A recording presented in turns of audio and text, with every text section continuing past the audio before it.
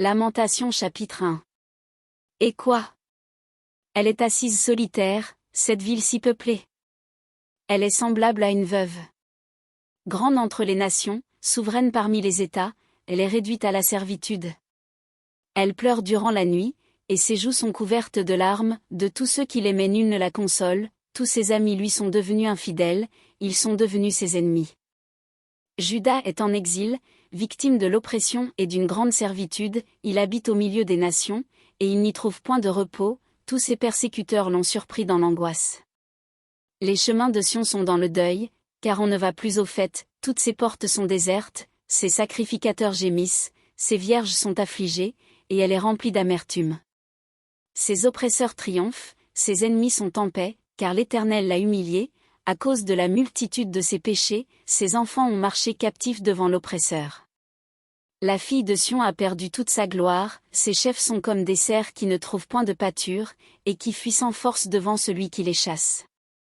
Au jour de sa détresse et de sa misère, Jérusalem s'est souvenu de tous les biens dès longtemps son partage, quand son peuple est tombé sans secours sous la main de l'oppresseur, ses ennemis l'ont vu, et ils ont ri de sa chute.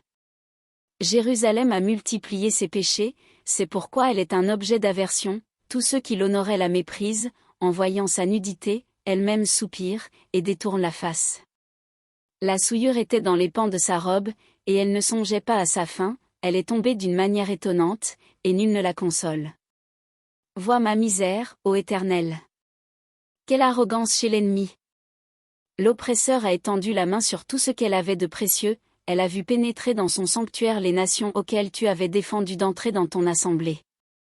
Tout son peuple soupire, ils cherchent du pain, ils ont donné leurs choses précieuses pour de la nourriture, afin de ranimer leur vie.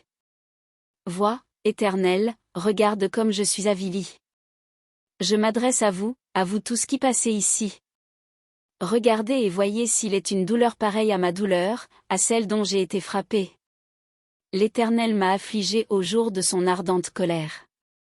D'en haut il a lancé dans mes os un feu qui les dévore, il a tendu un filet sous mes pieds, il m'a fait tomber en arrière, il m'a jeté dans la désolation, dans une langueur de tous les jours.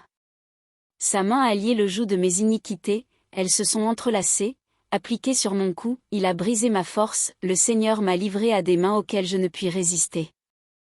Le Seigneur a terrassé tous mes guerriers au milieu de moi, il a rassemblé contre moi une armée, pour détruire mes jeunes hommes, le Seigneur a foulé au pressoir la Vierge, fille de Juda.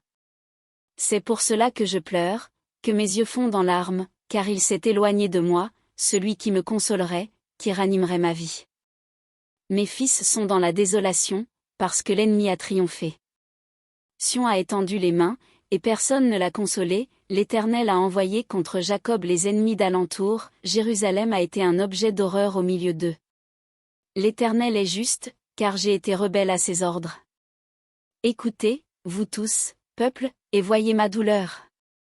Mes vierges et mes jeunes hommes sont allés en captivité. J'ai appelé mes amis, et ils m'ont trompé. Mes sacrificateurs et mes anciens ont expiré dans la ville, ils cherchaient de la nourriture, afin de ranimer leur vie. Éternel, regarde ma détresse.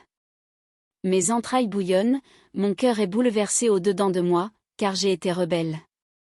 Au dehors l'épée a fait ses ravages, au dedans la mort.